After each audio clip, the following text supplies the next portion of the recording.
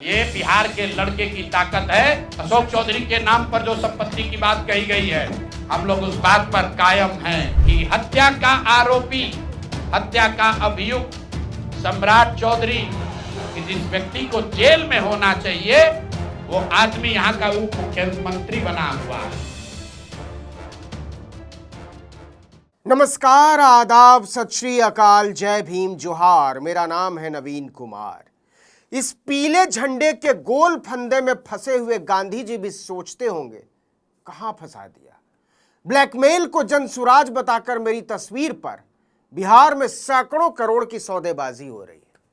देखिए, बिहार विधानसभा चुनाव की राजनीति में एक से एक चमत्कार, एक से एक आविष्कार और एक से एक शाहकार हो रहे हैं, लेकिन प्रशांत किशोर जैसा आविष्कार कोई नहीं। जैसे जैसे उनके भीतर राजनीति का करंट दौड़ रहा है, समझ नहीं आ रहा है वो रोशनी लाना चाहते हैं या अंधेरा, लेकिन लोगों को मजा बहुत आ रहा है। भाजपा वाले परेशान कि इतनी फाइलें हमारे पास होती तो काम ही बन जाता। पीके की तैयारी देख ईडी वालों पर उसका भरोसा इस कदर हिल गया है कि पूछिए मत। सच कहें तो प्रशांत किशोर चाहे तो एक दिन में बिहार से सारा भ्रष्टाचार खत्म कर सकते हैं, लेकिन यह भी सच है वो चाहते नहीं है। वो बस भ्रष्टाचार का सौदा करना चाहते हैं। जिस आदमी का दावा है कि 1267 लाशों के ढेर पर बैठे 2002 गुजरात के नेता नरेंद्र मोदी को क्लीन करके पीएम मटेरियल उसने बनाया है, वो आज नैतिकता का ढोल पीटने बैठा है। सच यह है कि प्रशांत किशोर के लिए नैतिकता पायजामे का नाड़ा है, जिसको कितना भी कस दीजिए 2 मिनट के बाद ढीला हो जाता है। फिर भी क्या वजह है कि प्रशांत किशोर के विरोधी इन दिनों दहशत में रहते हैं। उनके नाम से ही सबसे बड़े चेहरों पर भी हवाइयां उड़ने लगती हैं। जो काम पिछले 11 साल में मोदी की ईडी नहीं कर पाई, इनकम टैक्स डिपार्टमेंट नहीं कर पाया, सीबीआई नहीं कर पाई, वो काम प्रशांत किशोर अकेले करके दिखाना चाहते हैं। एक के बाद एक बिहार के भ्रष्ट नेताओं को बेनकाब कर रहे हैं। उनका दावा है किसी के 200 करोड़ के काले धन का हिसाब दे रहे हैं, किसी के 500 करोड़ के, तो किसी की करोड़ों की जमीन खरीद का खाता खतियान सार्वजनिक कर दे रहे हैं। बिहार के उप मुख्यमंत्री सम्राट चौधरी कि इनको हत्या के आरोप में, ये हत्या के अभियुक्त हैं, इनको तुरंत पद से बर्खास्त करके गिरफ्तार किया जाए। बिहार में आजकल प्रशांत किशोर ही ईडी है, प्रशांत किशोर ही इनकम टैक्स डिपार्टमेंट है, प्रशांत किशोर ही सीबीआई है। हर दिन नया खुलासा, हर प्रेस कॉन्फ्रेंस में नए सनसनीखेज दावे, हर मंच से भ्रष्ट नेताओं के खिलाफ ललकार। होना तो ये चाहिए कि ईडी, इनकम टैक्स डिपार्टमेंट और सीबीआई जैसी सरकारी संस्थाएं अपने साथ प्रशांत किशोर को बिठाएं, उनसे कहें कि भाई तुम्हारे पास जो फाइल है वो मुझे दे दो, एक साथ सारे भ्रष्ट नेताओं की लिस्ट दे दो और काले चिट्ठे के तमाम दस्तावेज सौंप दो। एक साथ उन सभी के खिलाफ कार्रवाई हो जाए। एक ही झटके में बिहार का सारा भ्रष्टाचार खत्म हो जाएगा। एक ही बार में सारा कचरा साफ। फिर साफ उजले झक नेताओं के बीच चलता रहे चुनाव, क्या दिक्कत है। लेकिन पता नहीं क्यों प्रशांत किशोर की बातों को न मोदी सरकार सुन रही है न नीतीश सरकार। दोनों का दावा है कि वो भ्रष्टाचार से मुक्त करना चाहते हैं देश को और बिहार को। बिहार में जनसुराज लाने की बूटी बेच रहे प्रशांत किशोर ने देखिए फिर एक प्रेस कॉन्फ्रेंस की। सबसे पहले उन्होंने अपने पैसों का हिसाब दिया कि देखो मैं कितना अमीर आदमी हूं, पिछले 3 सालों में कमाए रुपए का हिसाब किताब। तो प्रशांत किशोर के मुताबिक उन्होंने और उनकी संस्था ने पिछले 3 साल में 241 करोड़ रुपए कमाए। इसमें 30 करोड़ 95 लाख का जीएसटी भरा है, करीब 20 करोड़ रुपया का इनकम टैक्स भरा है और 98 करोड़ रुपया जनसुराज पार्टी को दान में दे दिया। ये सब रिकॉर्ड में है, कोई छिपी हुई बात नहीं है, सारा अकाउंटेड मनी है। प्रशांत किशोर कहते हैं कि उन पर सरस्वती की कृपा है, इतनी बड़ी कृपा कि वो 2 घंटे की राजनीतिक सलाह के लिए 11 करोड़ रुपए लेते हैं। 11 करोड़। एक प्रोडक्ट लॉन्च करना है, वो लॉन्च करने के लिए हमसे सलाह चाहिए, तो 11 करोड़ रुपए हमने कहा पार्टी को डोनेट करो, तब 2 घंटा का सलाह देंगे। प्रशांत किशोर ने खुद स्वीकार किया कि उन्होंने नवयुग कंस्ट्रक्शन नाम की कंपनी से 2 घंटे की सलाह के लिए 11 करोड़ रुपए लिए। पीके ने कहा नवयुग कंस्ट्रक्शन कंपनी को एक प्रोडक्ट लॉन्च करना था, उसके लिए हमारी सलाह चाहिए थी।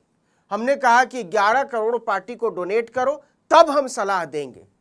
ये बिहार के लड़के की ताकत है। हम चोरी नहीं करते हैं, ये सरस्वती की ताकत है। 2 घंटे की सलाह के लिए 11 करोड़ रुपए। अगर ये सरस्वती की कृपा की बदौलत है तो हम तो सिर्फ इतना ही कह सकते हैं कि ऐसी कृपा बिहार के हर पढ़े लिखे नौजवान पर बरसे। जो जानकारी सार्वजनिक है उसके मुताबिक प्रशांत किशोर ने इंजीनियरिंग की पढ़ाई की है, पब्लिक हेल्थ में पोस्ट ग्रेजुएशन किया है और यूनाइटेड नेशंस में कुछ काम किया है। उसके बाद भारत आकर राजनीतिक सलाह देने लगे। हम सिर्फ इतना ही कह सकते हैं कि जितनी डिग्री प्रशांत किशोर के पास है, जितना अनुभव प्रशांत किशोर के पास है, उतनी ही डिग्री और उतना ही अनुभव रखने वाले हर नौजवान को 2 घंटे की सलाह के लिए 11 करोड़ रुपए दिला दे, प्रशांत किशोर लेंगे गारंटी। अब जरा उस कंपनी के बारे में थोड़ा जान लीजिए जिसने प्रशांत किशोर को 2 घंटे की सलाह के लिए 11 करोड़ रुपए दिए। सारी जानकारी सार्वजनिक है, आप जांच सकते हैं। नवयुग कंस्ट्रक्शन कंपनी सड़कें, पुल, नहरें और सुरंग बनाने वाली कंपनी। आपको याद होगा उत्तराखंड के उत्तरकाशी में 2023 में सिलकियारा टनल का एक हिस्सा ढह गया था। जी हां, ढह गया था। उसमें 41 मजदूर फंस गए थे। कई दिनों के रेस्क्यू ऑपरेशन के बाद उन मजदूरों को बाहर निकाला गया था। सिलकियारा टनल बनाने वाली कंपनी यही नवयुग कंस्ट्रक्शन थी जिसने 2 घंटे के 11 करोड़ प्रशांत किशोर को दिए। यही कंपनी बिहार में भी सड़कें और पुल बनाती है। सितंबर 2024 में बिहार में बख्तियारपुर और ताजपुर को जोड़ने वाले निर्माणाधीन पुल का एक हिस्सा गिर गया था। बख्तियारपुर ताजपुर गंगा महासेतु बिहार के सीएम नीतीश कुमार का ड्रीम प्रोजेक्ट है। इसको भी नवयुग कंस्ट्रक्शन बना रही है। 1600 करोड़ रुपए से ज्यादा का प्रोजेक्ट है। और सुनिए, नवयुग कंस्ट्रक्शन ही वो कंपनी है जिसने बीजेपी को 55 करोड़ रुपए के इलेक्टोरल बॉन्ड दान में दिए। इसका खुलासा चुनाव आयोग के दस्तावेजों से हुआ, वरना कभी हो भी नहीं पाता।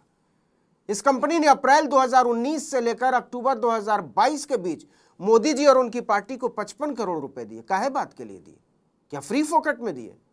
यह सारी जानकारी सार्वजनिक है, आप देख सकते हैं। 2 घंटे की सलाह के 11 करोड़ यूं ही नहीं दिए जाते जनाब।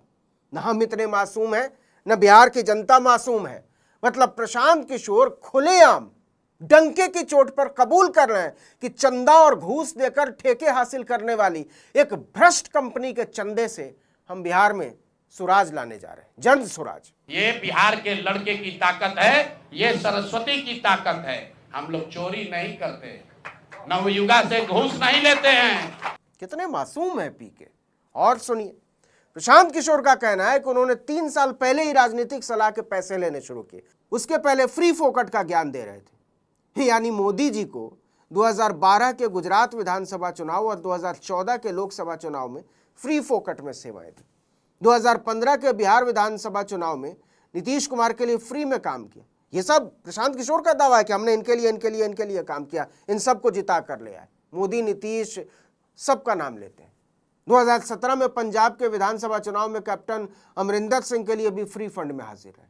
आम आदमी पार्टी, तृणमूल कांग्रेस और आंध्र प्रदेश में वाईएसआर कांग्रेस को जीत का जंतर मंतर फ्री फंड में बांटा है। वाह, हर दल को दिल से लगाने की ऐसी दरियादिली कहीं देखी है, वो भी फोकट में। मतलब प्रशांत किशोर कीचड़ में खड़े होकर सुगंधी का धंधा करने उतरे हैं सियासत में। बिहार के भ्रष्ट नेताओं की लिस्ट लिए घूम रहे हैं।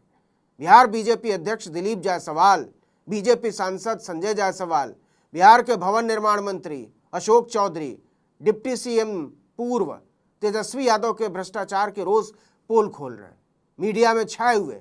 ऐसा लग रहा है कि बिहार के हर नेता के भ्रष्टाचार की फाइल बस इन्हीं की जेब में पड़ी हुई है कि जब मन करेगा तब निकाल देंगे। और अगर है तो फिर सारी फाइलें एक साथ खोल क्यों नहीं देते? सवाल है कि क्या प्रशांत किशोर सिलेक्टिव है, और अगर सिलेक्टिव है तो किसके फायदे के लिए? क्या प्रशांत किशोर बिहार में भ्रष्टाचार की टारगेटेड लड़ाई लड़ रहे हैं? उनके निशाने पर कुछ चुनिंदा दल और उन दलों के चुनिंदा नेता हैं।